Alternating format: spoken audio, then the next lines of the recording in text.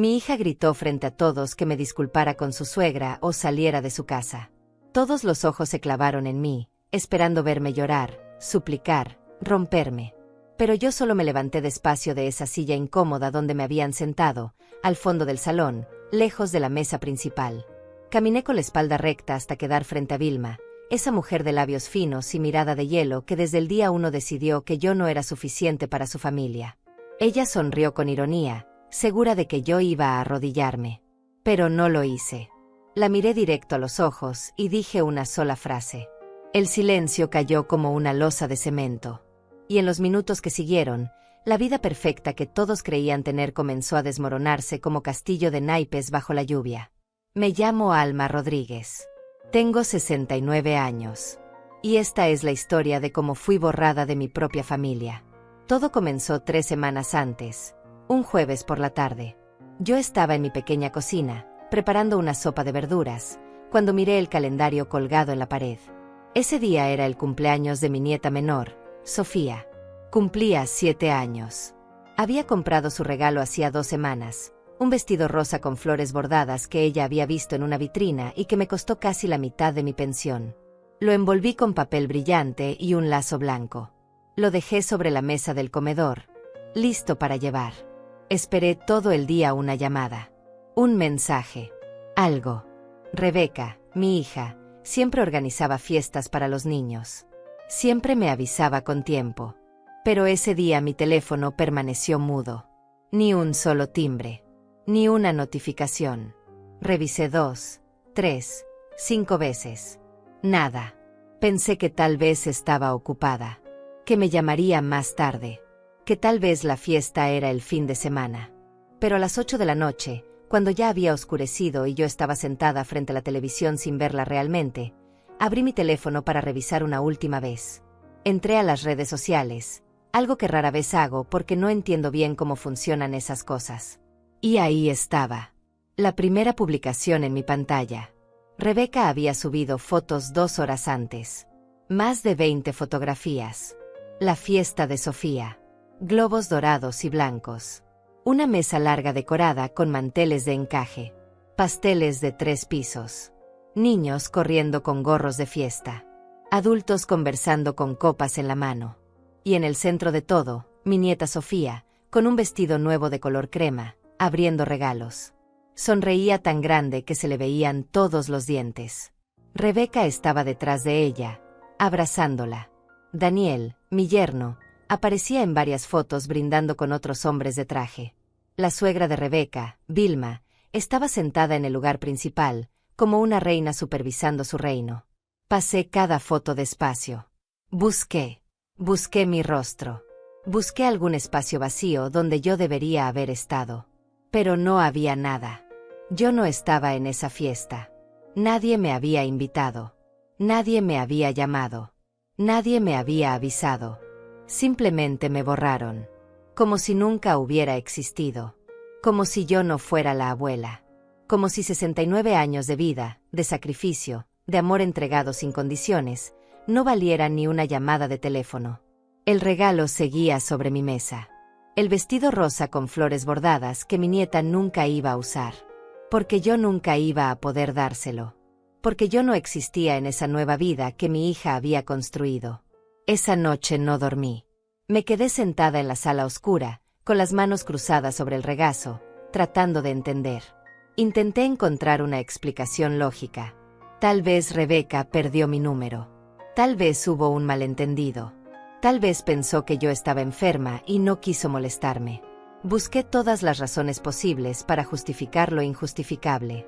Pero en el fondo, en ese lugar donde guardamos las verdades que no queremos aceptar, yo ya sabía. Esto no fue un error. Fue una decisión. Al día siguiente llamé a Rebeca. Timbre tras timbre. Nada. Envié un mensaje de texto, algo que me cuesta mucho hacer porque mis dedos son torpes con esas teclas pequeñas. Escribí, letra por letra: hija, vi las fotos de la fiesta de Sofía. ¿Por qué no me avisaste? Pasaron 4 horas antes de que respondiera. Solo 2 palabras. Perdón, mamá. Nada más. Ni explicación. Ni llamada. Ni disculpa real. Solo 2 palabras vacías enviadas para callar mi dolor. Intenté llamarla de nuevo esa semana. Y la siguiente. Siempre ocupada. Siempre con prisa. Siempre con una excusa perfecta. Estoy en una reunión, mamá. Los niños tienen clases. Daniel tiene un compromiso importante. Cada frase era un ladrillo más en el muro que estaban construyendo entre nosotras. Entonces comencé a recordar, a ver con claridad cosas que antes había ignorado. Empecé a notar un patrón, una secuencia, una estrategia silenciosa de exclusión que llevaba meses, tal vez años, ejecutándose frente a mis ojos sin que yo quisiera verla. La última Navidad, por ejemplo, Rebeca me dijo que pasarían las fiestas en casa de los suegros, en la ciudad vecina. Dijo que era más cómodo para los niños, que la casa era más grande, que Vilma ya había organizado todo. Yo pasé Nochebuena sola, comiendo pan dulce frente a la televisión, viendo películas antiguas. Mientras tanto, ellos cenaban pavó y brindaban con champán bajo luces decorativas. Lo supe porque, de nuevo, las fotos aparecieron en redes sociales. Todos estaban ahí. La familia perfecta. Menos yo. Recordé también el Día de las Madres de ese año. Rebeca me envió flores por mensajería. Rosas rojas con una tarjeta impresa que decía, para la mejor mamá. Pero no vino a verme. No me llamó. No compartimos ni un café. Solo flores sin alma y una tarjeta sin voz. Mientras tanto, descubrí después, ese mismo día ella había organizado un almuerzo en un restaurante elegante. Estaban Vilma, Daniel, los niños y varios familiares del lado de él. Una celebración grande. Solo que esa celebración era para la otra madre. No para mí. Y hace 6 meses, cuando mi nieto mayor, Mateo, cumplió 10 años, me dijeron que la fiesta se había cancelado porque el niño estaba enfermo. Rebeca me escribió esa mañana. Mateo tiene fiebre, mamá. No habrá fiesta. Otro día lo celebramos. Yo preparé una sopa casera y fui hasta su casa para llevarla. Toqué el timbre. Nadie abrió. Insistí. Silencio. Dejé el termo con la sopa en la puerta y me fui preocupada. 2 días después vi las fotografías. Mateo nunca estuvo enfermo. La fiesta se hizo. En un salón privado. Con payasos, mesas de dulces y más de 50 invitados. Todos menos yo. Cada recuerdo era una herida que se abría de nuevo. Cada mentira era una confirmación. Yo no había sido olvidada por accidente.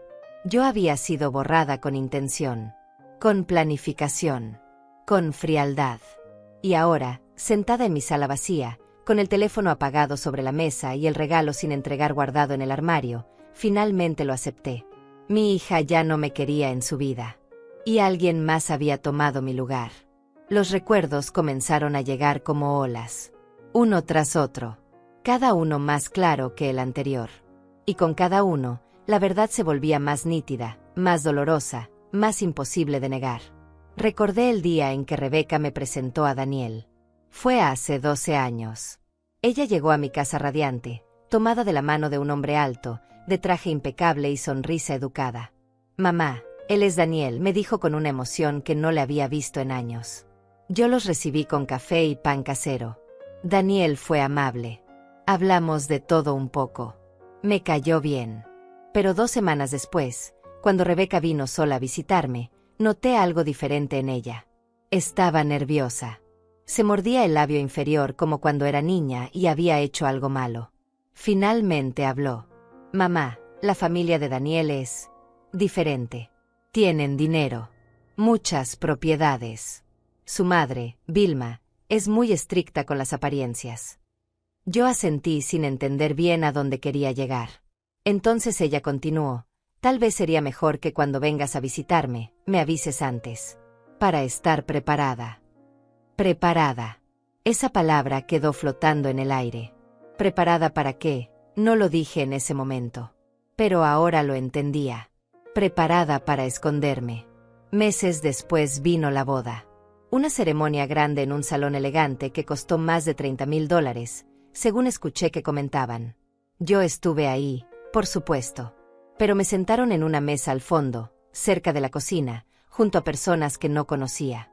La mesa principal era para la familia de Daniel.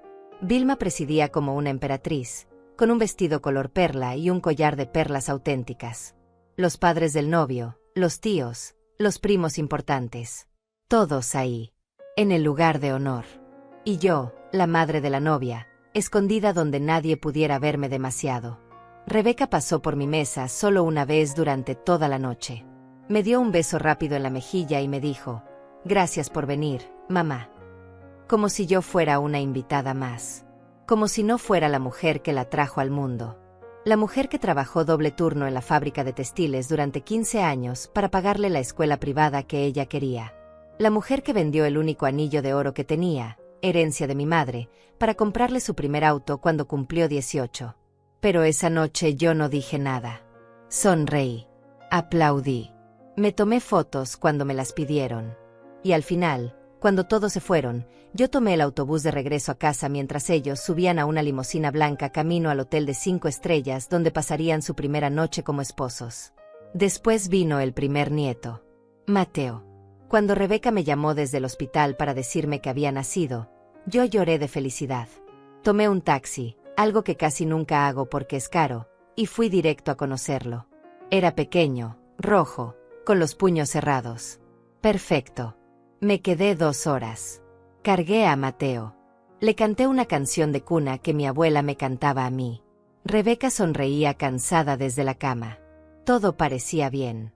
Pero cuando llegó la hora de visita oficial, entraron Daniel y Vilma con un ramo de rosas blancas tan grande que apenas cabía por la puerta. Vilma me miró y su expresión cambió. No dijo nada directamente, pero su lenguaje era claro. Yo sobraba ahí. Me levanté, le di un beso a Rebeca y me fui. Nadie me pidió que me quedara.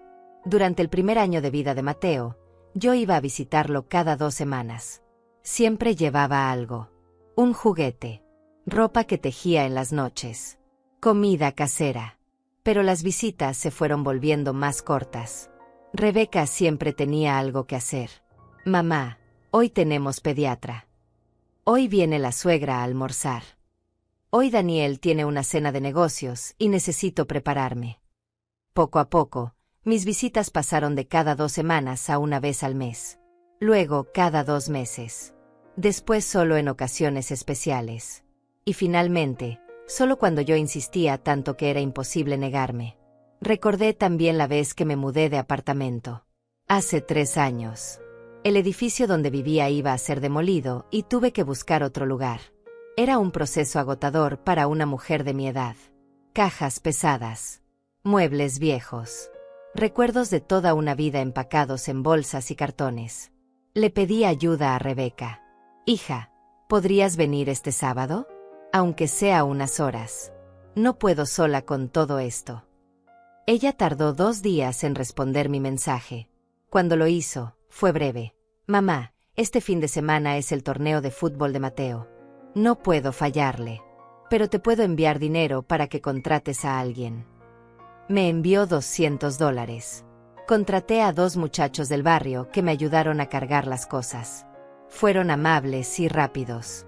Pero no eran mi hija. No eran la niña que yo cargué en brazos. La niña a quien le enseñé a caminar, a leer, a soñar.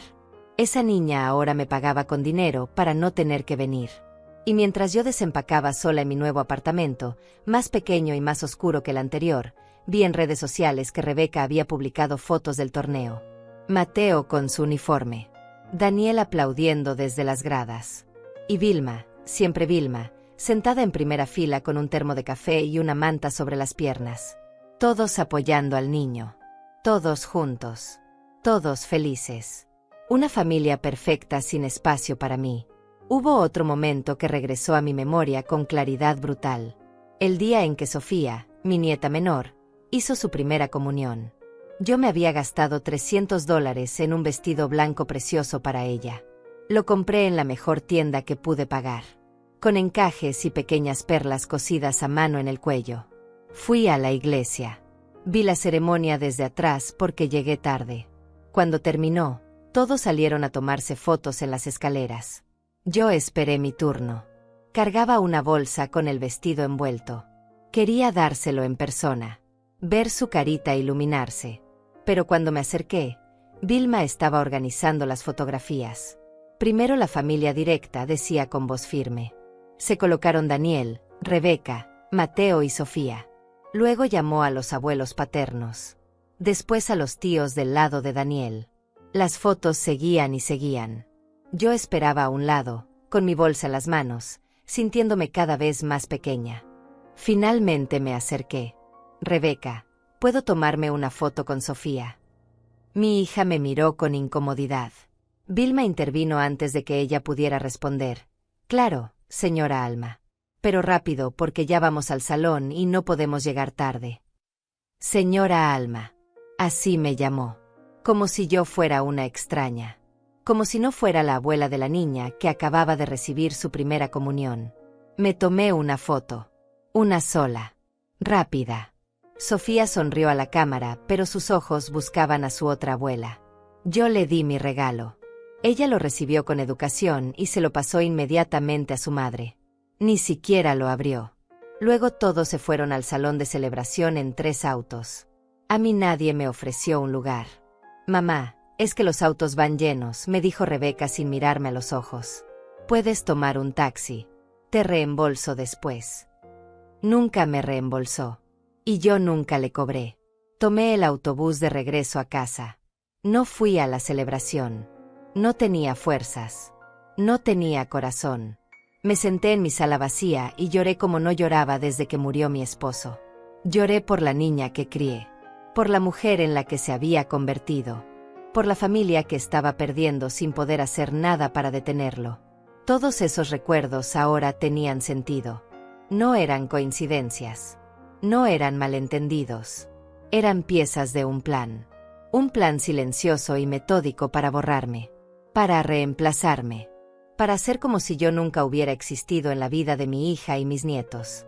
Y la arquitecta de ese plan tenía nombre y apellido. Vilma Mesa. La mujer que desde el principio vio en mí todo lo que ella despreciaba. Pobreza. Sencillez.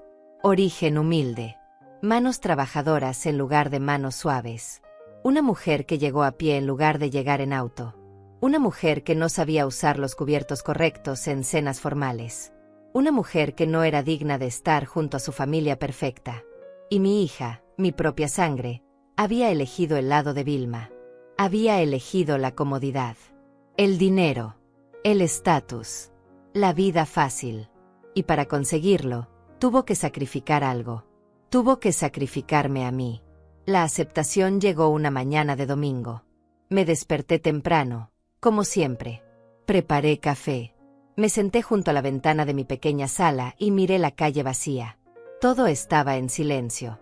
Y en ese silencio, finalmente dejé de buscar excusas. Mi hija me había borrado. No por accidente. No por descuido. Sino por elección. Porque mi presencia era incómoda. Porque yo no encajaba en el mundo perfecto que ella había construido con Daniel y su familia.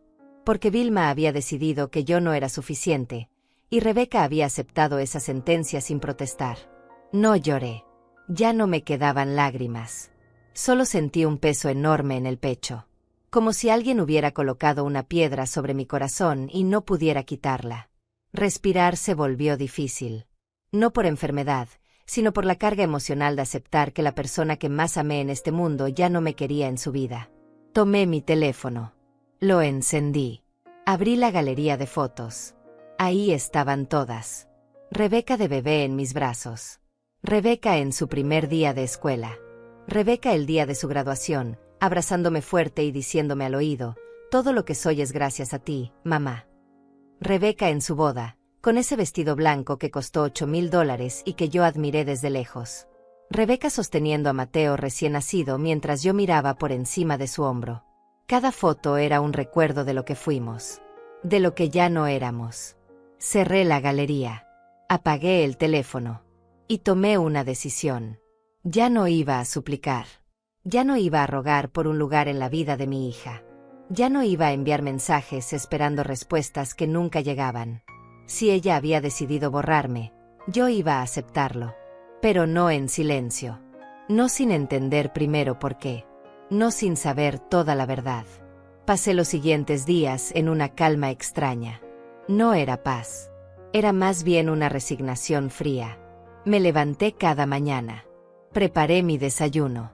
Hice mis tareas domésticas. Salí a caminar por el parque como siempre hacía. Pero todo lo hacía con el piloto automático encendido. Mi cuerpo se movía, pero mi mente estaba en otro lugar. Estaba procesando. Estaba digiriendo el abandono. Una tarde, mientras limpiaba mi pequeño armario, encontré una caja de zapatos vieja en el estante superior. La bajé con cuidado. Adentro había cartas. Cartas que Rebeca me escribió cuando era adolescente y fue a un campamento de verano. Eran 5 días lejos de casa, pero ella me escribió cada uno de esos días. Abrí la primera carta. Su letra era redonda y clara. Mamá, te extraño mucho. La comida aquí no es como la tuya. Anoche soñé que estaba en casa comiendo tus empanadas. Te quiero. Rebeca. Leí la segunda. Y la tercera. Todas decían lo mismo de diferentes formas. Cuánto me extrañaba. Cuánto me necesitaba. Cuánto me amaba. ¿Qué pasó con esa niña? ¿Dónde quedó ese amor? ¿En qué momento yo dejé de ser importante para ella? Guardé las cartas de nuevo. Cerré la caja. La devolví al estante. Y en ese momento supe que necesitaba respuestas. No podía quedarme con la duda. No podía simplemente desaparecer sin saber qué fue lo que realmente destruyó la relación con mi hija. Esa noche tomé una decisión. Iba a observar. Iba a escuchar. Iba a prestar atención a todo lo que antes había ignorado. Y si había algo más detrás de todo esto, algo más oscuro, algo más profundo que simplemente la influencia de una suegra manipuladora, yo lo iba a descubrir. Comencé revisando las redes sociales con más cuidado. No para torturarme viendo fotos de la familia feliz, sino para buscar patrones, detalles, cosas que no encajaban. Y no tardé mucho en encontrar algo extraño. En las últimas publicaciones de Rebeca, había un hombre que aparecía con frecuencia. No era Daniel. Era alguien más joven, tal vez de 35 años. Pelo oscuro. Siempre bien vestido. En una foto estaba en el jardín de la casa de Rebeca durante una parrillada. En otra, estaba en el cumpleaños de Mateo. En una más, aparecía en el fondo de una foto familiar tomada en la playa. Leí los comentarios. Nadie preguntaba quién era. Como si todos lo conocieran. Como si fuera normal que estuviera ahí. Amplié una de las fotos. El hombre tenía la mano apoyada en el hombro de Daniel. Parecían cercanos. Amigos. Tal vez socios. Guardé esa información en mi mente. No sabía si significaba algo. Pero era un detalle. Y los detalles importan. También noté algo más. En varias publicaciones recientes, Vilma aparecía usando joyas nuevas. Un collar de diamantes. Aretes grandes de oro. Un reloj que parecía muy caro. Y en una foto donde estaban todos cenando en un restaurante elegante, vi que Daniel llevaba un reloj diferente también. Uno que probablemente costaba más de lo que yo gané en todo un año. ¿De dónde salía tanto dinero? Daniel tenía un buen trabajo. Eso lo sabía. Era gerente en una empresa de bienes raíces. ¿Pero tanto como para joyas de miles de dólares y relojes de marca? Tal vez sí. Tal vez yo solo estaba buscando problemas donde no lo sabía.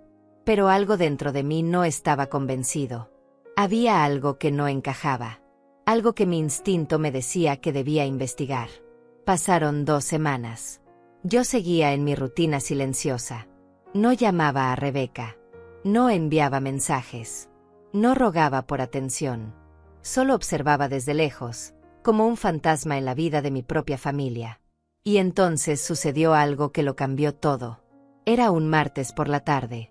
Yo estaba regando las plantas en mi pequeño balcón cuando sonó el timbre de mi apartamento. No esperaba a nadie. Casi nunca recibía visitas. Bajé con cuidado las escaleras y abrí la puerta. Frente a mí había un hombre. Alto. De unos 50 años. Vestía pantalones oscuros y una camisa blanca. Llevaba un sobremanila en la mano. Me miró con seriedad. «¿Señora Alma Rodríguez?», preguntó con voz grave. «Sí, soy yo», respondí, sintiendo que mi corazón comenzaba a latir más rápido. «Mi nombre es Roberto Galés». Soy investigador privado. Hizo una pausa. Necesito hablar con usted sobre su yerno, Daniel, y sobre la familia Mesa. Me quedé inmóvil. El aire parecía haberse detenido. El hombre frente a mí no parecía peligroso. Parecía cansado.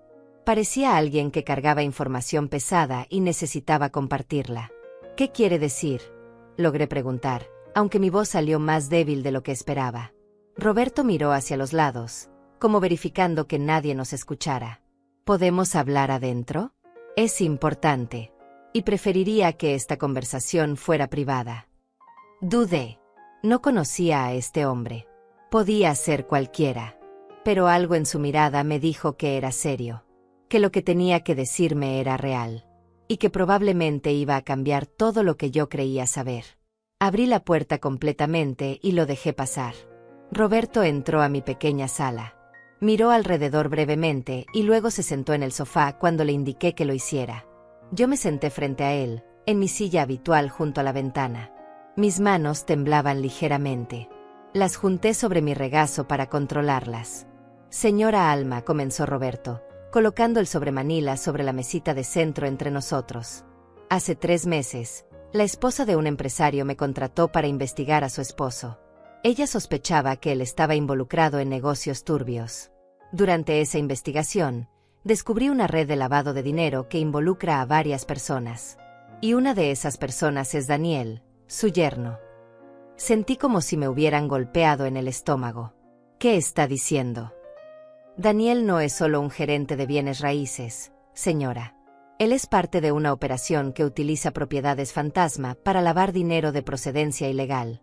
Y la matriarca detrás de todo esto es Vilma Mesa. Ella coordina todo. Daniel es solo una pieza en su juego. No podía respirar. Las palabras entraban a mis oídos, pero mi cerebro se negaba a procesarlas. No. No puede ser. Rebeca. Mi hija. Su hija probablemente no sabe nada, dijo Roberto con voz más suave. O al menos no sabía hasta hace poco. Pero Vilma sí sabe. Y ella ha estado construyendo esta operación durante años. El dinero que usted ve en las joyas, en los autos, en la casa grande, no viene solo del trabajo honesto de Daniel. Viene de transacciones ilegales. Abrió el sobre. Sacó varios documentos. Fotografías. Registros. Nombres y números que yo no entendía completamente, pero que se veían oficiales. Se veían reales. ¿Por qué me cuenta esto a mí?, pregunté, sintiendo que las lágrimas comenzaban a acumularse en mis ojos. Porque usted es la única persona en esa familia que no está bajo el control de Vilma. Usted es la única que puede hacer algo sin que ella lo sepa de inmediato. ¿Y por qué? Hizo una pausa. Porque mi cliente, la mujer que me contrató, me pidió que encontrara a alguien de la familia que pudiera ser aliado. Alguien que mereciera saber la verdad. Me quedé en silencio, mirando los documentos sobre la mesa, mirando la prueba de que la vida perfecta de mi hija era una mentira construida sobre crímenes. Y de repente, todo cobró sentido. La exclusión. El distanciamiento.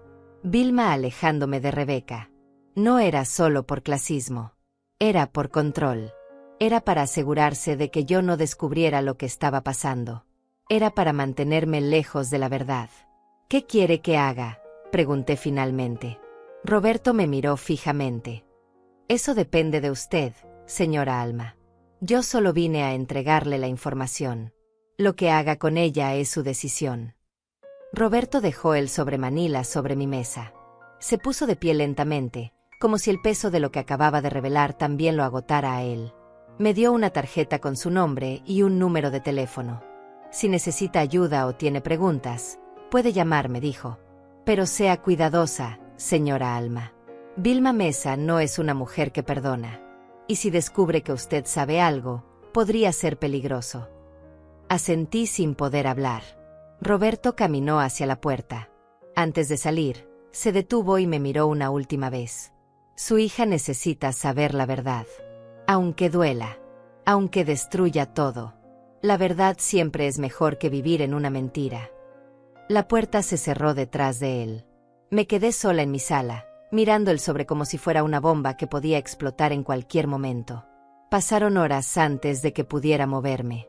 Finalmente, cuando el sol comenzó a ocultarse y la sala se llenó de sombras, encendí la lámpara y abrí el sobre completamente. Saqué todo lo que había adentro. Documentos legales, fotografías de propiedades, registros bancarios, nombres de empresas fantasma. Y en medio de todo, fotografías de Daniel reuniéndose con hombres que claramente no eran clientes normales de bienes raíces. Una de las fotos mostraba a Daniel entregando un sobre a un hombre de aspecto rudo en el estacionamiento de un edificio. Otra mostraba a Vilma saliendo de un banco con una mujer que, según las anotaciones de Roberto, era conocida por sus conexiones con el crimen organizado. Había también documentos que mostraban transferencias bancarias. Cantidades enormes. $50,000, $100,000, $200,000. Moviéndose de una cuenta a otra. De una empresa a otra. Todas conectadas de alguna forma a Vilma o a Daniel. Y entonces vi algo que me heló la sangre. Entre los documentos había una escritura de propiedad. Una casa. Registrada a nombre de Rebeca Rodríguez. Mi hija. La casa donde ella vivía con Daniel y los niños. Pero la fecha de compra no coincidía con lo que ella me había dicho. Ella me dijo que habían comprado esa casa hace 5 años, con un préstamo del banco y sus ahorros. Pero según este documento, la casa había sido comprada hace 7 años. Y el dinero no vino de un banco. Vino de una transferencia directa de una empresa llamada Inversiones Mesa. Una empresa que, según las notas de Roberto, era una fachada para lavar dinero. Mi hija estaba viviendo en una casa comprada con dinero sucio. ¿Lo sabía? ¿Tenía idea de dónde venía realmente ese dinero? ¿O Vilma y Daniel la habían mantenido en la ignorancia para protegerla, o para usarla? Sentí náuseas.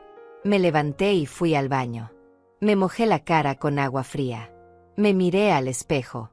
Mis ojos estaban rojos. Mi piel lucía pálida. Parecía 10 años más vieja de lo que era.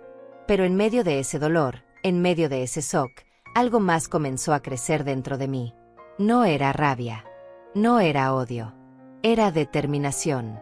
Una certeza fría y clara de que no podía quedarme callada. De que no podía permitir que esto continuara. Mi hija estaba en peligro. Aunque ella no lo supiera. Aunque ella me hubiera abandonado. Aunque me hubiera borrado de su vida. Seguía siendo mi hija. Y yo seguía siendo su madre. Y las madres protegen a sus hijos.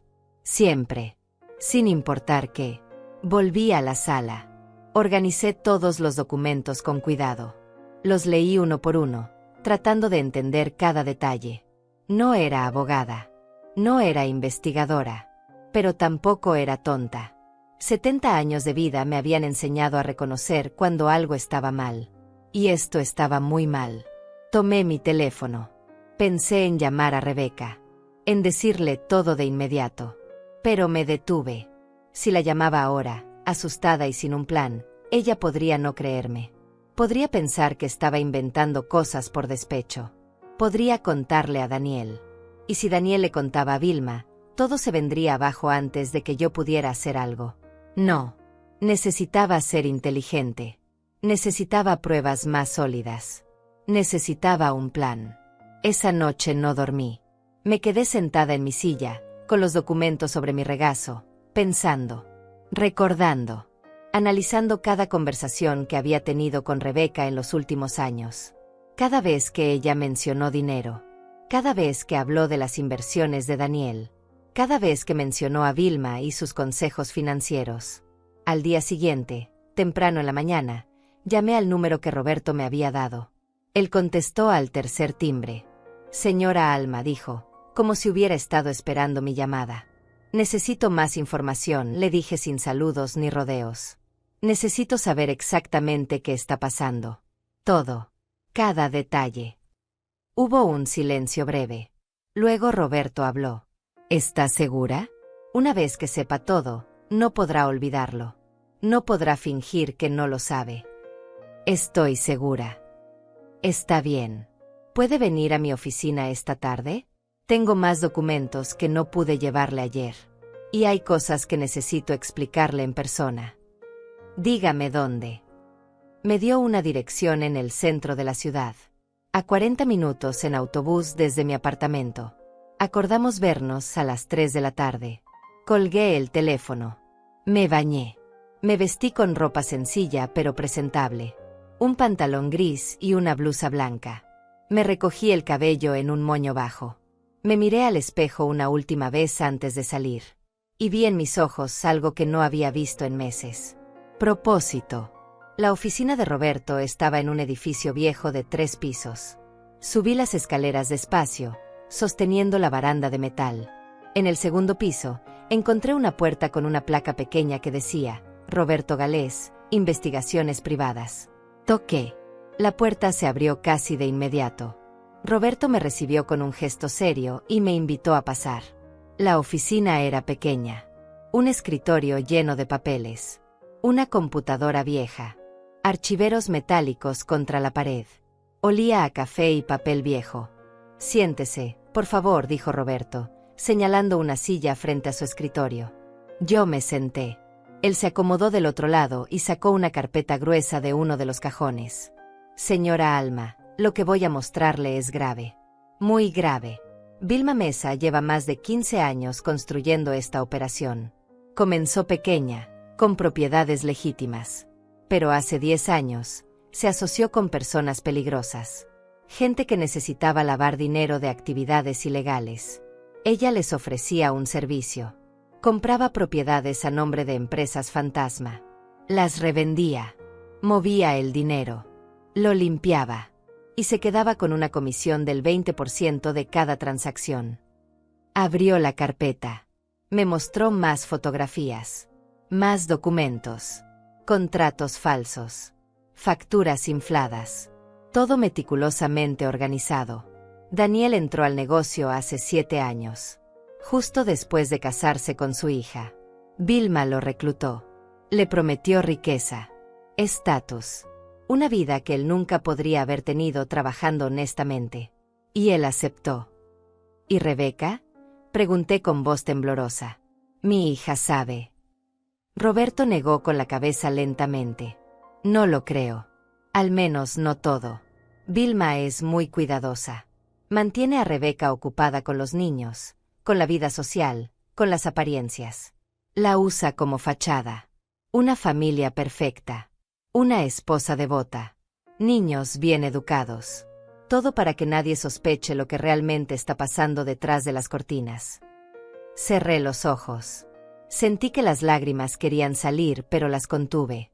No era momento de llorar. Era momento de actuar. ¿Qué puedo hacer?, pregunté. ¿Cómo puedo proteger a mi hija? Roberto me miró con algo parecido a la compasión. Primero, necesita copias de todo esto. Yo le daré una memoria USB con toda la información digital. Guárdela en un lugar seguro. Segundo, necesita evidencia directa. Algo que Rebeca no pueda negar. Algo que la obligue a ver la verdad. ¿Cómo consigo eso? Eso, dijo Roberto, requiere que usted entre a la casa. Que busque. Que encuentre los documentos que Daniel seguramente guarda en su oficina privada. Las autoridades necesitan pruebas físicas para actuar. Y yo no puedo entrar a esa casa. Pero usted sí. Usted es la abuela. Usted tiene una razón para estar ahí. Me quedé en silencio. Procesando. Entendiendo lo que me estaba pidiendo. Entrar a la casa de mi hija. Buscar en secreto. Robar documentos. Traicionar su confianza. Aunque ella ya había traicionado la mía primero. ¿Cuánto tiempo tengo?, pregunté. No mucho. Mis fuentes me dicen que las autoridades están cerca. Muy cerca. Si atrapan a Daniel y a Vilma antes de que Rebeca sepa la verdad, ella podría quedar atrapada también. Podría perderlo todo. Los niños podrían quedarse sin padres. Usted tiene que actuar rápido. Respiré hondo. Sentí el peso de esa responsabilidad cayendo sobre mis hombros. Pero también sentí algo más. Una claridad que no había tenido en mucho tiempo. Está bien, dije finalmente. Lo haré. Roberto me entregó una pequeña memoria USB y una lista escrita a mano con los documentos específicos que debía buscar. Facturas. Contratos. Registros de transferencias. Cualquier cosa con el sello de Inversiones Mesa o con la firma de Vilma. Sea cuidadosa, me advirtió mientras guardaba todo en mi bolso. Si Daniel o Vilma sospechan algo, podrían actuar rápido. Y no de forma amable. Salí de esa oficina con el corazón latiendo tan fuerte que podía escucharlo en mis oídos. El viaje de regreso en autobús se me hizo eterno. Cada semáforo, cada parada, cada minuto que pasaba era un minuto más para planear lo que tenía que hacer. Llegué a mi apartamento cuando el sol comenzaba a ocultarse. Me senté en mi silla junto a la ventana y saqué mi teléfono. Miré el nombre de Rebeca en mis contactos. Mis dedos temblaban sobre la pantalla. Finalmente, reuní el valor y marqué. Timbre. 2, 3, 4. Pensé que no iba a contestar. Pero al quinto timbre, escuché su voz. Mamá. Sonaba sorprendida. Hacía semanas que yo no la llamaba. Hola, hija, dije, tratando de mantener mi voz firme. ¿Cómo están todos? Bien. Ocupados como siempre. ¿Pasó algo? No, nada malo. Solo quería escuchar tu voz. Hice una pausa, preparando las palabras que había ensayado en el autobús. Estaba pensando que me gustaría ver a los niños. Ha pasado mucho tiempo. ¿Podría visitarlos mañana? Solo un rato. Llevarles algo de comer. Hubo un silencio incómodo del otro lado. Podía imaginarla mordiéndose el labio, buscando una excusa. Mañana es complicado, mamá. Mateo tiene entrenamiento y Sofía tiene clase de piano. Entonces pasado mañana. O cuando tú puedas. Por favor, Rebeca. Solo quiero verlos un momento. Dejé que mi voz sonara cansada. Vulnerable. No estaba actuando. Realmente me sentía así. Otro silencio. Luego un suspiro. Está bien. Pasado mañana. Pero solo un rato, ¿sí? Daniel tiene una reunión importante la tarde y necesito que la casa esté tranquila. Gracias, hija. Te prometo que no seré ninguna molestia. Colgamos.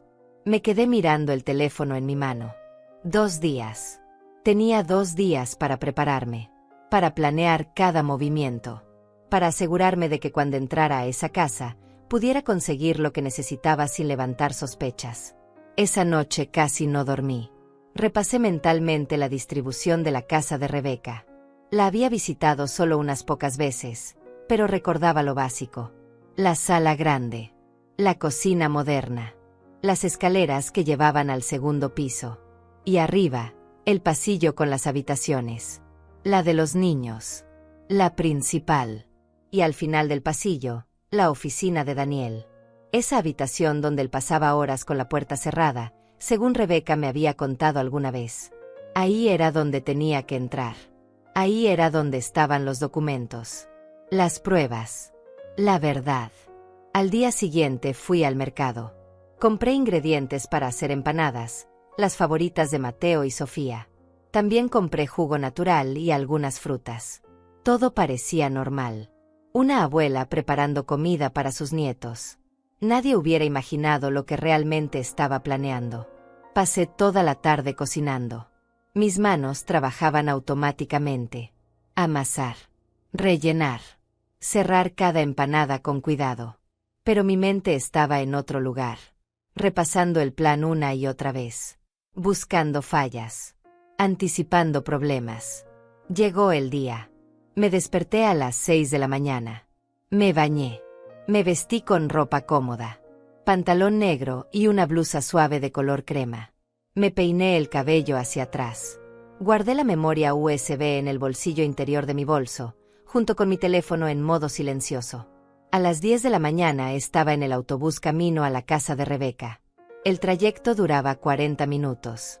Usé ese tiempo para calmar mis nervios, para respirar profundo, para recordarme por qué estaba haciendo esto. Llegué a las 11 menos 10. La casa estaba en un vecindario residencial tranquilo. Casas grandes con jardines cuidados.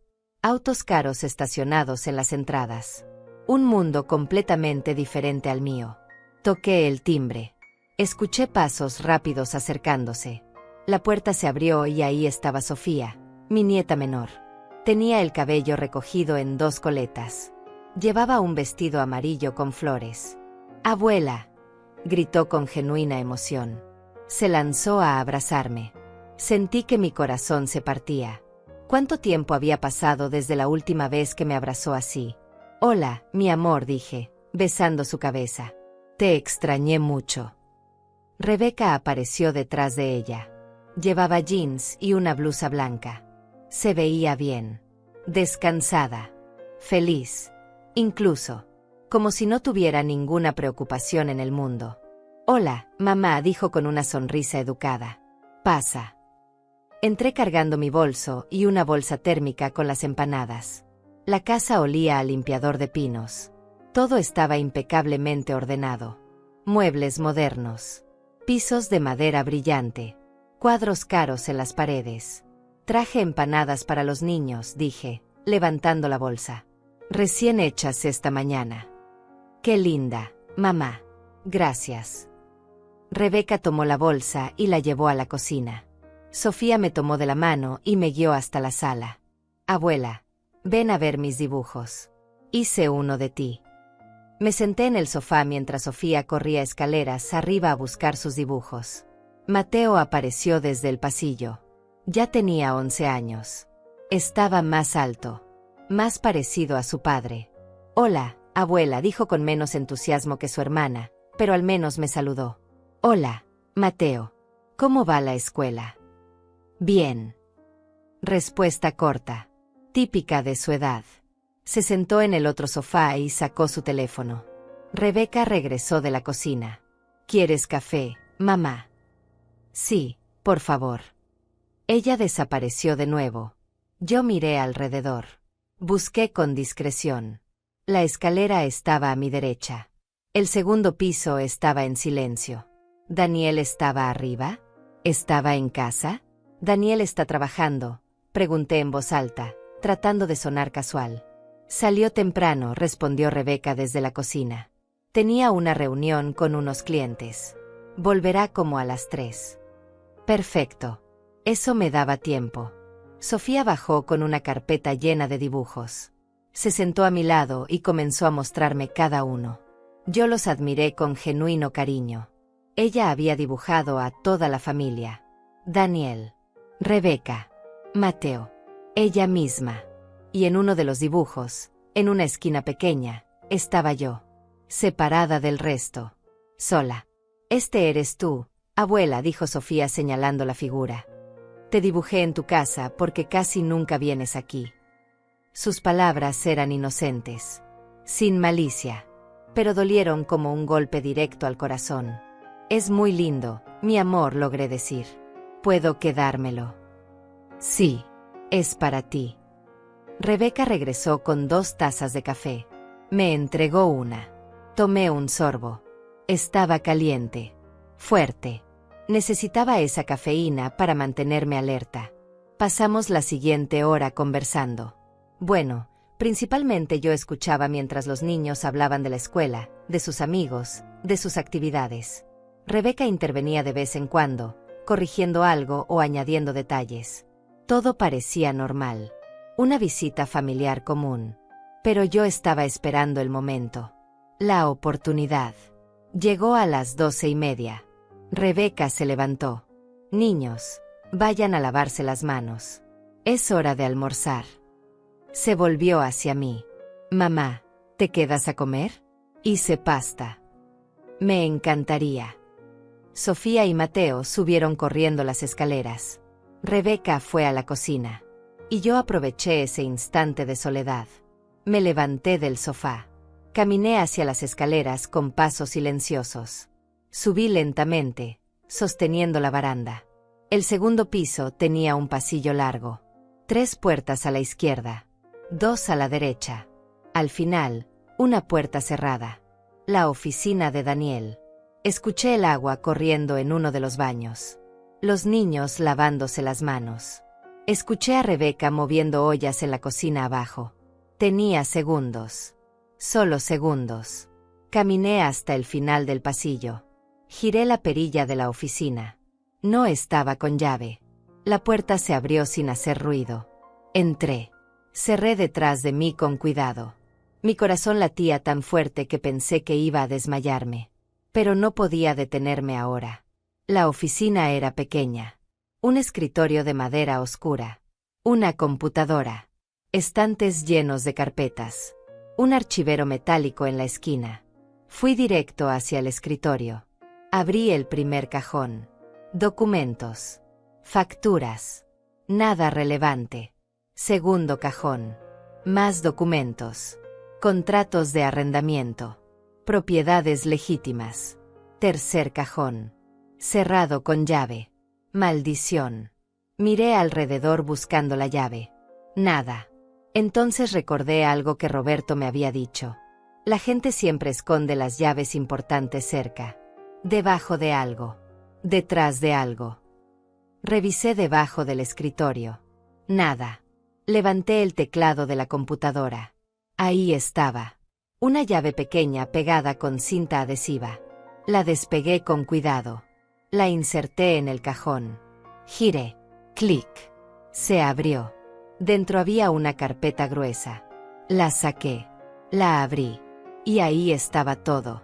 Contratos con nombres falsos. Transferencias bancarias.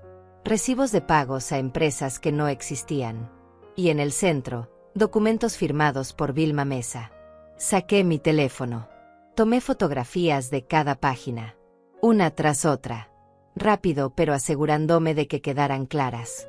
Entonces escuché pasos en las escaleras. Mi corazón se detuvo. Los pasos subían despacio. No eran de los niños. Eran de Rebeca. Mamá. Su voz venía del pasillo. ¿Estás arriba? Guardé mi teléfono rápidamente en el bolsillo. Cerré la carpeta. La devolví al cajón.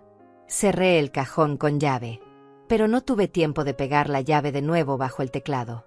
La metí en mi otro bolsillo. Los pasos se acercaban. Miré alrededor buscando una excusa. Cualquier cosa que justificara mi presencia en esa oficina. La puerta se abrió. Rebeca apareció en el marco. Me miró con sorpresa y algo más. Desconfianza. ¿Qué haces aquí, mamá? Yo. Lo siento, hija. Estaba buscando el baño y me confundí de puerta. Mi voz sonaba temblorosa. Poco convincente incluso para mí misma. Rebeca entrecerró los ojos. El baño está 2 puertas atrás. Sabes que esta es la oficina de Daniel. No deberías estar aquí. Tienes razón. Perdóname. Caminé hacia la puerta. Rebeca no se movió de inmediato. Me observaba, como si intentara leer mi mente. Finalmente se hizo a un lado para dejarme pasar. Bajamos juntas las escaleras en silencio. La tensión era palpable. Llegamos al comedor donde los niños ya estaban sentados esperando. Sofía sonreía. Mateo seguía con su teléfono. Rebeca sirvió la pasta. Yo me senté e intenté comer, pero cada bocado me costaba trabajo pasarlo. Mi mente estaba en la llave que llevaba en el bolsillo, en las fotografías en mi teléfono, en la mirada de Rebeca que seguía observándome con demasiada atención. El almuerzo transcurrió con conversaciones forzadas. Los niños hablaban. Yo respondía con monosílabos. Rebeca apenas probó su comida. Algo había cambiado. Ella sabía, o al menos sospechaba. A las 2 de la tarde me levanté. Debo irme. Tengo una cita con el médico. ¿Estás bien, mamá?, preguntó Rebeca, pero su tono no sonaba preocupado. Sonaba cauteloso. Sí, solo un chequeo de rutina. Me despedí de los niños. Sofía me abrazó fuerte. Mateo levantó la mano en un gesto vago de despedida. Rebeca me acompañó hasta la puerta. Mamá dijo antes de que yo saliera. Si necesitas algo, solo tienes que pedirlo. No tienes que buscar cosas por tu cuenta. La miré a los ojos. En ese momento supe que ella sabía exactamente lo que yo había hecho. O al menos tenía una fuerte sospecha. Lo sé, hija. Gracias. Caminé hacia la parada del autobús con las piernas temblorosas. No miré atrás. pero sentía la mirada de Rebeca clavada en mi espalda hasta que doblé la esquina. En el autobús, revisé mi teléfono. Las fotografías estaban ahí, claras, legibles, prueba suficiente de todo lo que Roberto me había dicho. Pero ahora tenía otro problema. Rebeca sospechaba. Y si Rebeca sospechaba, se lo diría a Daniel. Y Daniel se lo diría a Vilma. Tenía que actuar rápido. Más rápido de lo que había planeado. Llegué a mi apartamento a las 3:30. Llamé inmediatamente a Roberto. Contestó al primer timbre. Conseguí las fotos, dije sin preámbulos. Pero mi hija sospecha algo. Me encontró en la oficina de Daniel. Maldición, murmuró Roberto. Está bien. Envíeme las fotos ahora mismo. Todas. Yo las pasaré a las autoridades. Pero usted necesita prepararse para lo que viene. ¿Qué quieres decir? Quiero decir que si Vilma se entera de que usted estuvo husmeando, va a querer neutralizarla. Y su hija va a tener que elegir un lado. Espero que elija el correcto. Colgó. Yo me quedé sentada con el teléfono en la mano, procesando sus palabras. Neutralizarme. ¿Qué significaba eso exactamente? ¿Amenazas? ¿Algo peor? Le envié todas las fotografías a Roberto por mensaje. Luego las respaldé en la memoria USB que me había dado. Guardé la USB dentro de una caja de zapatos vieja en el fondo de mi armario, debajo de ropa que nunca usaba. Los siguientes 2 días fueron los más largos de mi vida. Esperaba. Revisaba mi teléfono constantemente. Esperaba que Rebeca llamara. Que Daniel apareciera en mi puerta. Que alguien hiciera algo. Pero todo estaba en silencio. Entonces, el tercer día por la mañana, sonó mi teléfono. Era un número desconocido. Contesté con el corazón acelerado. Señora Alma Rodríguez. Una voz femenina. Formal. Oficial. Sí, soy yo. Le habla la detective Marta Chávez de la Policía Estatal. Necesito que venga a la estación. Tenemos algunas preguntas sobre un caso en el que usted podría tener información relevante. Me quedé sin aire. ¿De qué caso habla? Prefiero no discutirlo por teléfono. ¿Puede venir esta tarde a las 4? Sí, ahí estaré. Colgó. Yo me quedé inmóvil. Esto era real. Todo estaba sucediendo. Las autoridades estaban actuando. Y yo estaba en medio de todo. A las 3:30 salí de mi apartamento. Tomé el autobús hacia el centro. La estación de policía era un edificio gris de 4 pisos. Entré con las piernas temblando. Me identifiqué en recepción. Me pidieron que esperara. 15 minutos después, una mujer de unos 40 años, cabello corto y traje oscuro, apareció. ¿Señora Rodríguez? Soy la detective Chávez. Por favor, acompáñeme. La seguí por un pasillo hasta una pequeña sala de interrogatorios. Mesa. 2 sillas. Una cámara en la esquina superior. Me senté. La detective se sentó frente a mí. Señora Rodríguez, hace 3 días recibimos información sobre una red de lavado de dinero. Esa información incluía fotografías de documentos muy específicos. Documentos que solo alguien con acceso a la oficina privada de Daniel Dainais podría haber obtenido. Me miró fijamente. ¿Fue usted quien tomó esas fotografías? Respiré profundo. Este era el momento. No había vuelta atrás. Sí, fui yo. ¿Por qué? Porque mi hija está casada con ese hombre. Porque sus hijos están creciendo en una casa construida con dinero sucio. Y porque alguien tenía que hacer algo antes de que ella quedara atrapada en esto también. La detective asintió. Sacó una carpeta. La abrió. Dentro había copias de las fotografías que yo había tomado, junto con otros documentos que no reconocí. Gracias a su información, pudimos obtener una orden de cateo. Entramos a la casa esta mañana. Daniel Dainais y Vilma Mesa fueron arrestados hace 2 horas. Encontramos suficiente evidencia para procesar a ambos por lavado de dinero, fraude y asociación delictuosa. Sentí que el aire abandonaba mis pulmones. ¿Y mi hija? Rebeca. Su hija no será procesada. Después de interrogarla, Determinamos que ella no tenía conocimiento real de las actividades ilegales. Estaba en shock cuando llegamos. Pero legalmente está limpia. ¿Dónde está ahora? ¿Dónde están los niños? En la casa. Con servicios sociales, supervisando temporalmente hasta que se resuelva la situación legal. Los niños están bien. Asustados, pero bien. Me tapé la cara con las manos. No sabía si llorar de alivio o de dolor. Mi hija estaba a salvo legalmente, pero su vida acababa de explotar en 1000 pedazos. Señora Rodríguez, continuó la detective con voz más suave. Hizo lo correcto. Sé que no se siente así ahora. Sé que probablemente se siente como una traidora. Pero salvó a su hija y a sus nietos de algo mucho peor. ¿Puedo verla? ¿Puedo ver a Rebeca? La detective dudó. Ella pidió específicamente que no quería ver a nadie por ahora. Está procesando todo. Dale tiempo. Asentí. Me levanté con dificultad. Las piernas apenas me sostenían. ¿Qué pasará ahora? Ahora preparamos el caso. Daniel y Vilma enfrentarán juicio. Probablemente prisión. Las propiedades adquiridas ilegalmente serán confiscadas.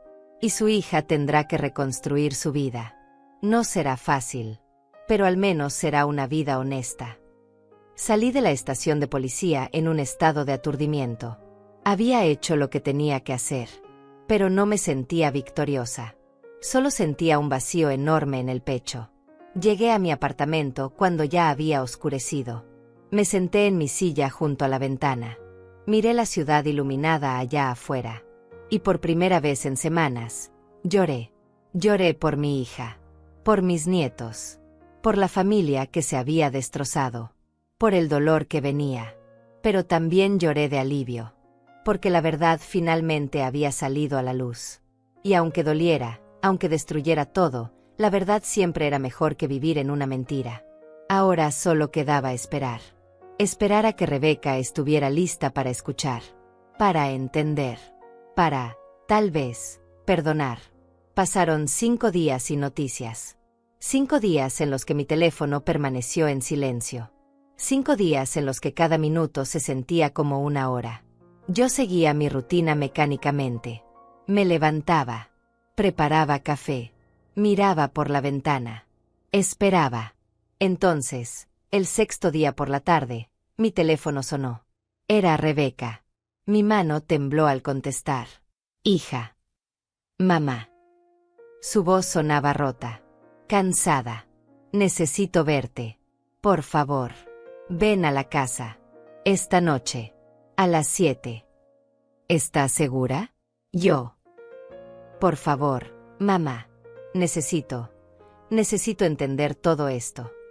Colgó antes de que pudiera responder. Me quedé mirando el teléfono. Esto era lo que había estado esperando. Pero ahora que el momento llegaba, el miedo me paralizaba. ¿Qué me diría? ¿Me odiaría? ¿Podría perdonarme algún día?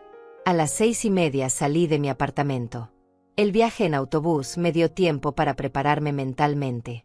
Pero ninguna preparación era suficiente para lo que estaba por enfrentar. Llegué a la casa a las 7:05. Había un auto desconocido estacionado afuera. Las luces de la sala estaban encendidas. Toqué el timbre con el corazón latiéndome en la garganta. Rebeca abrió la puerta. Lucía demacrada. Ojos rojos e hinchados. Cabello recogido descuidadamente. Vestía pants y una sudadera vieja. No la había visto así de destruida desde que su padre murió hace 10 años. Pasa, dijo sin emoción en la voz. Entré. La casa se sentía diferente. Más fría. Más vacía. Como si el alma se hubiera ido junto con las mentiras que la sostenían. En la sala había 3 personas más. Una mujer de unos 30 años con uniforme formal y una carpeta en las manos. Servicios sociales, supuse. Y sentados en el sofá, Mateo y Sofía. Los niños me miraron con ojos confundidos. Los niños van a estar con Teresa, dijo Rebeca señalando a la mujer. Solo por esta noche. Necesitamos hablar sin que ellos escuchen. Teresa se levantó. Vengan, niños. Vamos a mi casa. Hice galletas. Sofía se levantó despacio. Vino hacia mí y me abrazó. Te quiero, abuela, susurró. Yo también te quiero, mi amor, respondí con voz quebrada.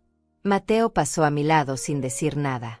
Pero vi en sus ojos que también estaba asustado, confundido, buscando respuestas que nadie le había dado todavía. Los tres salieron. La puerta se cerró. Y entonces quedamos solas. Rebeca y yo, madre e hija, frente a frente después de años de distancia emocional. Pero esta vez, sin máscaras, sin pretensiones. Solo la verdad cruda entre nosotras. Rebeca se dejó caer en el sofá. Yo me senté en el sillón individual frente a ella. El silencio era tan denso que podía sentirlo presionando contra mi piel. Finalmente, ella habló. La policía me dijo que fuiste tú, que tú tomaste las fotos, que tú entregaste la información que los llevó a arrestar a Daniel y a Vilma. No lo negué. No tenía sentido. Sí, fui yo. ¿Por qué, mamá? ¿Por qué destruiste mi familia? Sus palabras fueron como cuchillos. Pero yo mantuve la calma. No destruí tu familia, Rebeca. Ya estaba destruida. Solo que tú no lo sabías. Estabas viviendo en una ilusión construida con dinero robado y mentiras. Eso no te daba derecho a... Su voz se quebró. Las lágrimas comenzaron a rodar por sus mejillas. Eso no te daba derecho a meter tus narices en mi vida. A entrar a mi casa como ladrona. A traicionar mi confianza. Tu confianza. Sentí que algo dentro de mí se rompía. ¿Qué confianza, Rebeca? Tú me borraste de tu vida hace años. Me excluiste de las fiestas de tus hijos. Me mentiste. Me escondiste. Me trataste como si fuera una vergüenza. Y ahora me hablas de confianza. Rebeca se llevó las manos a la cara. Sollozó. Fue un sonido desgarrador. El sonido de una mujer que finalmente enfrentaba todas las verdades que había estado evitando. Yo no quería hacerte eso, dijo entre lágrimas. Pero Vilma, ella me convenció de que tú no encajabas. De que los niños necesitaban un ambiente diferente. De que si quería que esta familia tuviera éxito, necesitaba dejar ir ciertas cosas del pasado. ¿Yo era una cosa del pasado? Tu propia madre. No lo sé, mamá. No lo sé. Estaba confundida. Daniel me prometió una vida que yo nunca había tenido. Una vida sin preocupaciones, sin deudas, sin pasar trabajo. Y Vilma parecía tener todas las respuestas. Me hizo creer que ella sabía mejor, que ella podía enseñarme a ser la esposa perfecta, la madre perfecta. Y poco a poco, sin darme cuenta, te dejé fuera. Pero los niños, Rebeca, Sofía ni siquiera me conoce realmente. Mateo apenas me habla. ¿Cómo pudiste permitir eso? Porque soy una cobarde, gritó de repente. Porque en lugar de defender a mi propia madre, elegí la comodidad. Elegí el dinero. Elegí no hacer olas. Y ahora todo se fue al demonio y no sé cómo arreglar nada de esto. Se levantó del sofá. Caminó hacia la ventana. Se quedó ahí, con los brazos cruzados sobre el pecho, mirando hacia la oscuridad. Yo respiré profundo. Rebeca, ¿sabías de dónde venía el dinero? ¿Sabías lo que Daniel y Vilma estaban haciendo? Ella negó con la cabeza sin voltear. No, no todo. Sabía que Daniel tenía negocios que no entendía, que Vilma manejaba cosas que ella llamaba inversiones. Pero cada vez que preguntaba, me decían que no me preocupara, que era complicado, que yo solo me enfocara en los niños y en la casa. Y yo obedecí, como una tonta. No eres tonta. Fuiste manipulada. Es lo mismo, mamá. Fui lo suficientemente débil como para dejar que me manipularan. Se volteó hacia mí. Sus ojos estaban rojos, pero también había algo más en ellos. Rabia. Vilma jugó conmigo desde el principio. Me hizo creer que ella me estaba ayudando, que me estaba puliendo, cuando en realidad solo me estaba usando como fachada. La esposa perfecta. Los niños perfectos. Todo para que nadie sospechara lo que realmente estaban haciendo. Lo sé. Por eso tuve que actuar. Porque si no lo hacía, esto hubiera seguido. Y eventualmente, tú también hubieras quedado atrapada legalmente. Los niños hubieran crecido pensando que esto era normal, que robar estaba bien mientras tuvieras suficiente dinero para esconderlo. Rebeca volvió a sentarse. Se inclinó hacia adelante con los codos sobre las rodillas. La detective me dijo que Daniel podría enfrentar hasta 20 años de prisión. Vilma también. Que todas las propiedades, incluyendo esta casa, serán confiscadas. Que no quedará nada. Lo siento, hija. No lo sientas. Es lo que merecen. Es lo que todos merecemos por ser tan ciegos. Levantó la mirada hacia mí. Pero eso no significa que no esté furiosa contigo también, mamá. Hiciste lo correcto. Pero lo hiciste de la peor manera posible. Podías haberme dicho. Podías haber confiado en mí. ¿Lo hubieras creído? Si yo hubiera venido hace una semana y te hubiera dicho que tu esposo era un criminal, ¿me hubieras creído? ¿O le habrías creído a él? Silencio. Ambas sabíamos la respuesta. Probablemente le hubiera creído a él, admitió finalmente. Y entonces me hubiera alejado de ti todavía más. Y Vilma hubiera aprovechado para asegurarse de que nunca volvieras. Exactamente. Por eso tuve que conseguir pruebas. Por eso tuve que actuar en silencio. Porque era la única forma de salvarte. Rebeca cerró los ojos. Las lágrimas seguían cayendo, pero ahora eran más silenciosas. Más resignadas. ¿Y ahora qué, mamá? ¿Qué se supone que haga ahora? No tengo casa. No tengo dinero. Mi esposo está en la cárcel. La mujer que creí que era mi mentora resulta que era una criminal. Y mis hijos están aterrorizados sin entender por qué su vida se volvió una pesadilla de la noche a la mañana. Me levanté. Caminé hacia ella. Me arrodillé frente a mi hija y tomé sus manos entre las mías. Estaban frías. Temblaban. Ahora reconstruyes. Desde cero. Con la verdad. Sin mentiras. Sin fachadas. Y no lo haces sola. Lo haces conmigo. Si me dejas. Si puedes perdonarme por haberte lastimado, aunque haya sido para salvarte. Rebeca me miró. Realmente me miró. Por primera vez en años, vi a mi hija. No a la mujer que pretendía ser, sino a la niña que alguna vez me abrazó y me dijo que yo era su heroína. No sé si puedo perdonarte todavía, mamá dijo con voz quebrada. Pero sí sé que te necesito. Los niños te necesitan. Porque de todos los mentirosos en mi vida, tú fuiste la única que tuvo el valor de decir la verdad. Aunque doliera. Aunque destruyera todo. La abracé. Ella se dejó abrazar. Y ahí, en esa sala vacía de una casa que pronto ya no sería suya, lloramos juntas. Por todo lo perdido. Por todo lo que se rompió.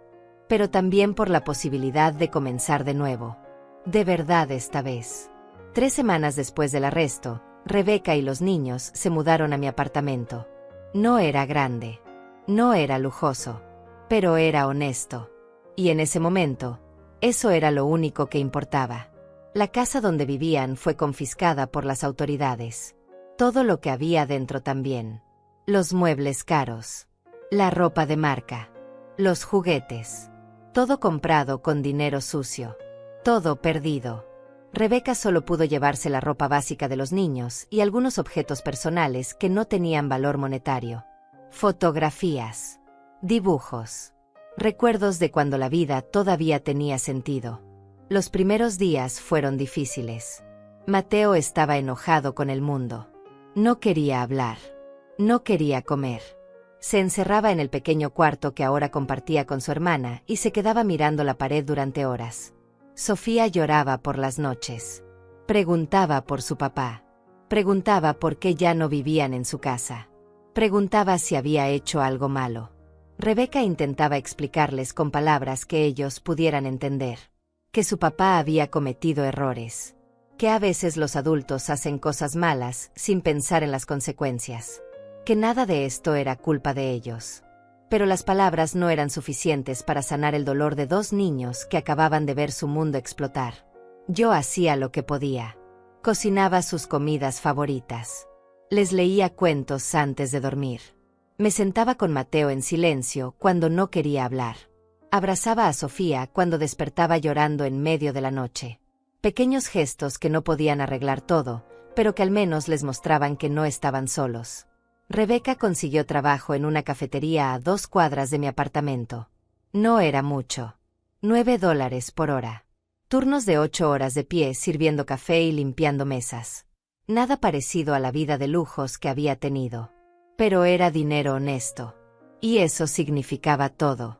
La veía salir cada mañana a las 6 con su uniforme simple y su cabello recogido. Regresaba a las 3 de la tarde con los pies hinchados y el cuerpo cansado. Pero nunca se quejaba. Nunca decía que era injusto. Simplemente hacía lo que tenía que hacer. Una tarde, mientras ella descansaba en el sofá después del trabajo, me senté a su lado. «Estoy orgullosa de ti», le dije. Ella me miró sorprendida. «¿Por qué?» «Perdí todo, mamá. Soy una fracasada». «No. Eres una sobreviviente. Y eso es mucho más valioso que cualquier casa grande o auto caro». Ella no respondió. Pero vi cómo sus ojos se humedecían. Puso su cabeza sobre mi hombro como cuando era niña. Y nos quedamos así, en silencio, mientras afuera el sol comenzaba a ocultarse. El juicio de Daniel y Vilma se programó para dentro de 6 meses. Rebeca tendría que testificar. No como acusada, sino como testigo.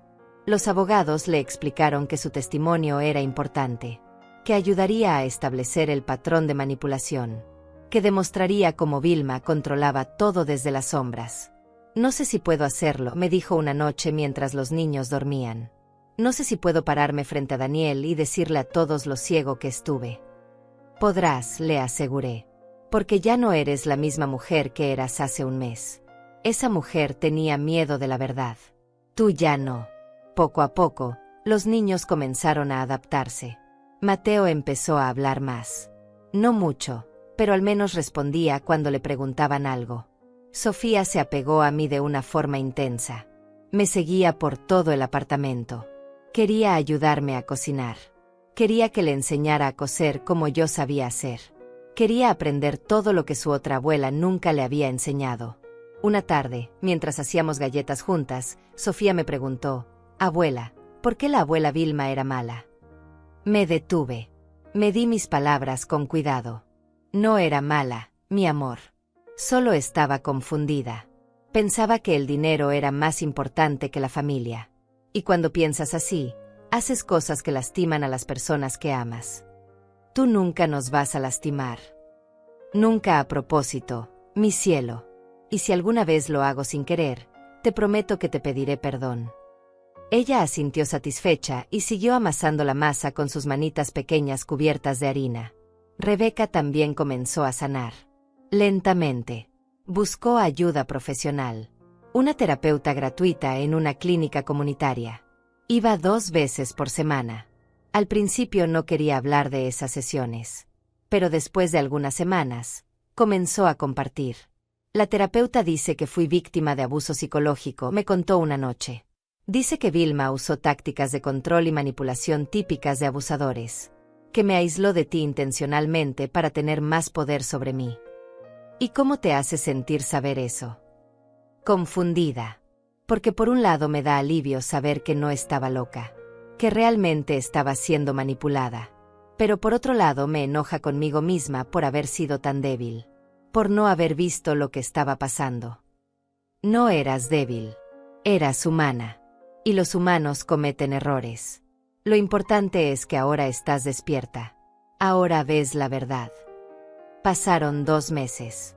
La vida en mi pequeño apartamento se volvió rutinaria. No era perfecta. Había días difíciles. Días en que el dinero no alcanzaba. Días en que Mateo tenía arranques de ira. Días en que Sofía despertaba gritando por pesadillas. Días en que Rebeca lloraba en el baño para que los niños no la escucharan. Pero también había días buenos. Días en que desayunábamos juntos riendo por alguna tontería. Días en que Mateo me enseñaba algo nuevo que había aprendido en la escuela. Días en que Sofía me abrazaba y me decía que era la mejor abuela del mundo. Días en que Rebeca llegaba del trabajo y me agradecía por todo con lágrimas en los ojos. Una tarde llegó una carta certificada. Era de los abogados del Estado. Dentro había un cheque por $15,000. Una compensación por ser víctima indirecta de fraude. No era mucho comparado con todo lo perdido. Pero era algo. Rebeca miró el cheque con incredulidad. No lo merecemos. Sí lo merecen, dije firmemente. Esto no arregla el pasado. Pero puede ayudar con el futuro. Úsalo sabiamente. Ella asintió. Con ese dinero, Rebeca pudo pagar por adelantado 3 meses de un pequeño apartamento para ella y los niños. No quería seguir siendo una carga para mí, aunque yo le repetía 1000 veces que nunca lo fue.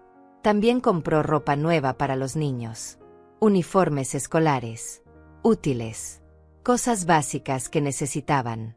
El día que se mudaron a su propio apartamento fue agridulce. Por un lado me alegraba verla independiente de nuevo. Por otro, me dolía que ya no estarían durmiendo en la habitación de al lado. No es un adiós, mamá me dijo mientras empacaba las últimas cajas. Es un hasta luego. Vamos a venir a visitarte todo el tiempo. Y tú vas a venir a nuestra casa cuando quieras. De hecho, quiero que vengas todos los domingos a almorzar. Los niños insistieron. Sonreí con lágrimas en los ojos. Ahí estaré. Siempre. Mateo me abrazó antes de irse. Fue rápido. Torpe. Pero real. Gracias, abuela, murmuró. Sofía lloró. No quería irse. Quería quedarse conmigo. Tuve que prometerle que la vería al día siguiente para que se calmara. Cuando se fueron, mi apartamento se sintió vacío. Pero no era el mismo vacío de antes. No era el vacío de la soledad y el abandono. Era simplemente el silencio de un hogar que había cumplido su propósito. Un refugio temporal que los había protegido mientras sanaban. Y ahora ellos estaban listos para volar de nuevo. Me senté en mi silla junto a la ventana. Miré hacia afuera. El sol se ocultaba pintando el cielo de naranjas y rosas. Y por primera vez en mucho tiempo, me sentí en paz. Había perdido años con mi hija. Había sido excluida y olvidada. Había tenido que traicionar su confianza para salvarla. Había destruido la vida que ella conocía para darle la oportunidad de construir una nueva. No había sido fácil. No había sido bonito. Pero había sido necesario. Y ahora, finalmente, teníamos la oportunidad de ser una familia real. No perfecta. No rica. No libre de problemas. Pero real. Honesta. Verdadera. Y eso, descubrí, valía más que cualquier casa grande o cuenta bancaria llena de dinero sucio. Eso valía todo. 6 meses después, llegó el día del juicio. Rebeca se vistió con un traje sencillo que habíamos comprado juntas en una tienda de segunda mano. Gris claro. Sobrio. Apropiado para la ocasión. Yo la acompañé. No porque me lo pidiera, sino porque una madre no abandona a su hija cuando más la necesita. El juzgado era un edificio imponente de piedra gris. Entramos por los detectores de metal. Subimos al 3er piso. La sala de audiencias estaba llena. Periodistas. Curiosos. Otras víctimas de la red de fraude que Vilma y Daniel habían tejido durante años. Vi a Daniel entrar esposado. Había perdido peso. Su traje caro había sido reemplazado por el uniforme naranja de los presos. Ya no tenía esa sonrisa confiada. Sus ojos estaban hundidos. Derrotados. Cuando vio a Rebeca, intentó sostenerle la mirada. Ella apartó la vista. Vilma entró después. Todavía intentaba mantener su dignidad. Cabeza en alto. Postura recta. Pero las cadenas en sus muñecas y tobillos contaban otra historia. Ya no era la emperatriz que controlaba todo desde las sombras. Era solo una mujer vieja enfrentando las consecuencias de sus crímenes. El juicio duró 3 días. Testigos desfilaron uno tras otro. Contadores forenses explicaron las transacciones. Agentes presentaron evidencia. Y el 3er día, llamaron a Rebeca al estrado. La vi caminar hacia adelante con pasos firmes. Se sentó.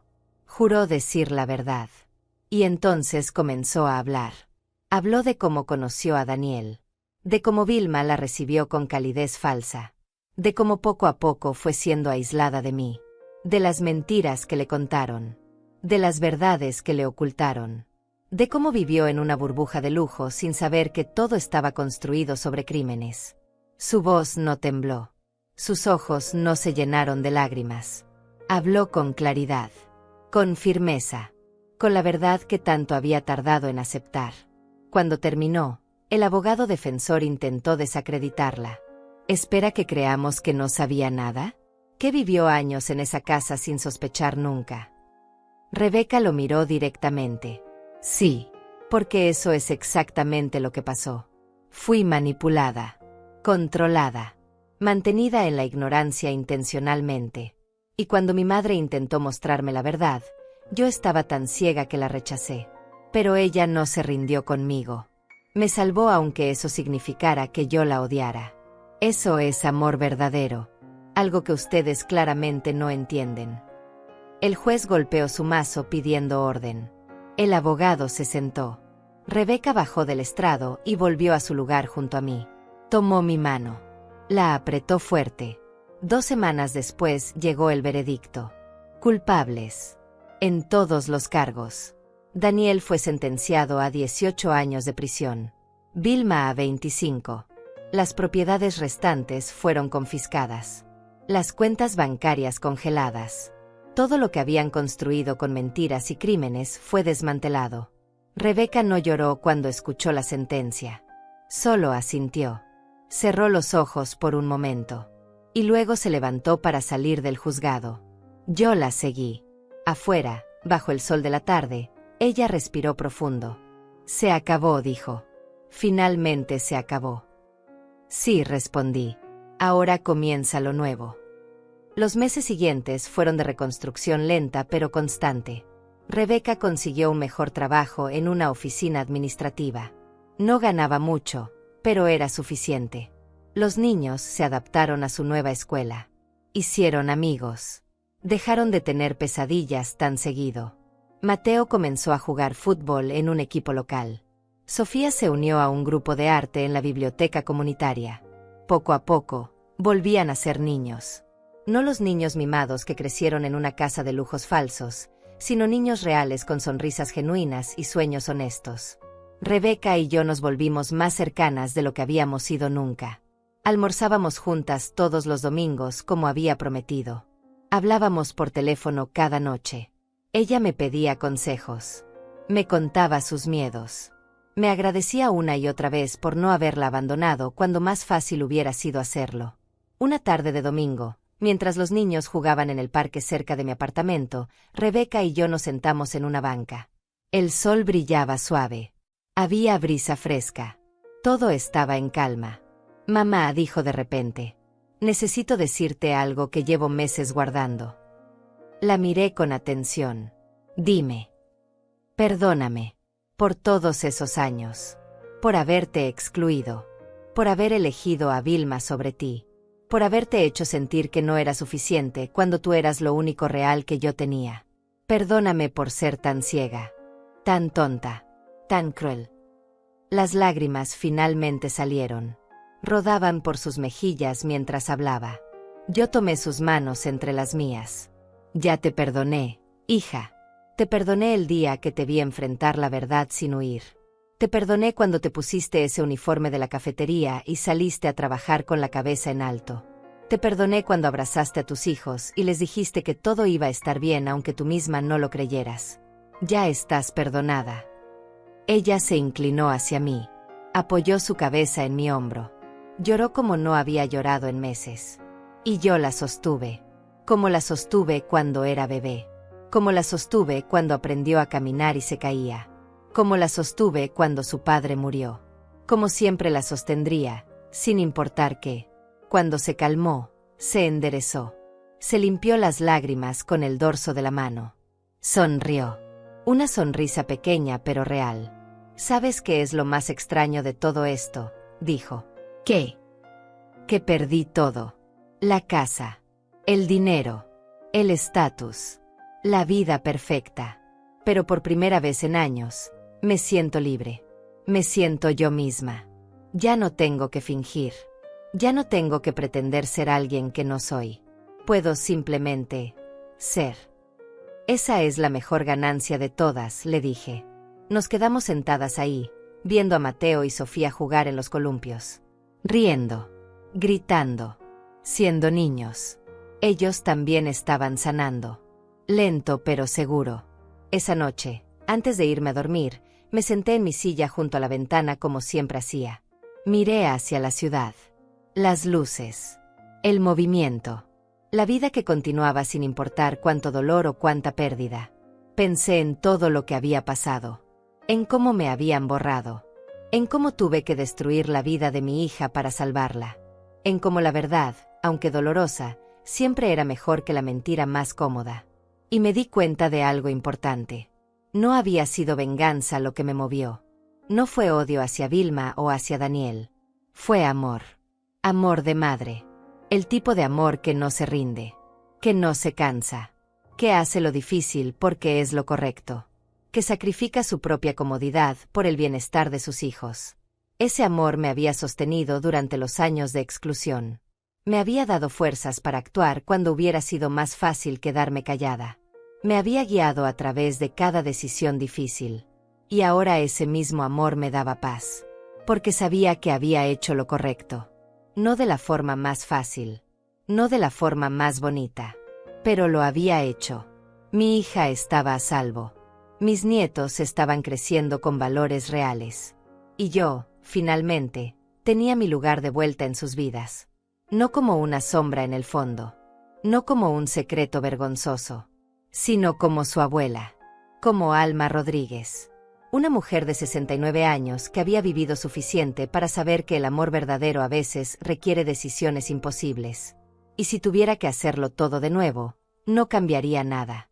Porque al final, la verdad nos había liberado a todos. Cerré los ojos. Respiré profundo. Y susurré al silencio de mi pequeño apartamento. Lo hice. Salvé a mi familia. Y valió cada lágrima. Cada sacrificio. Cada momento de dolor. Y en algún lugar de mi corazón, supe que así era. Ahora les pregunto a ustedes, a quienes me escuchan. ¿Alguna vez sintieron que intentaron borrarlos de su propia historia? ¿Que las personas que más amaban los dejaron en el olvido? ¿Tuvieron que tomar decisiones imposibles para proteger a quienes querían? Cuéntenme sus historias. Porque todas merecen ser escuchadas. Porque ninguna madre, ningún padre, ningún abuelo o abuela debería ser olvidado por las personas que ayudaron a crear. Todos merecemos ser recordados. Todos merecemos amor verdadero. Y todos merecemos la verdad, aunque duela. Gracias por escucharme. Gracias por estar aquí. Y recuerden siempre, el amor verdadero no es cómodo. Es valiente.